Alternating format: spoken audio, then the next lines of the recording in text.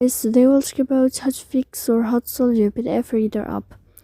To know how to search or how to find a solution about PDF reader, you should just go to settings.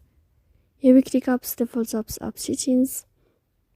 After that, we'll enter to all PDF reader app. Here we click on first stop and we click OK. After that, we'll enter or we click on the window of storage. Here we click clear cache. Don't click clear data because that can cause your error to your app. And in the end, you can turn on your airplane mode.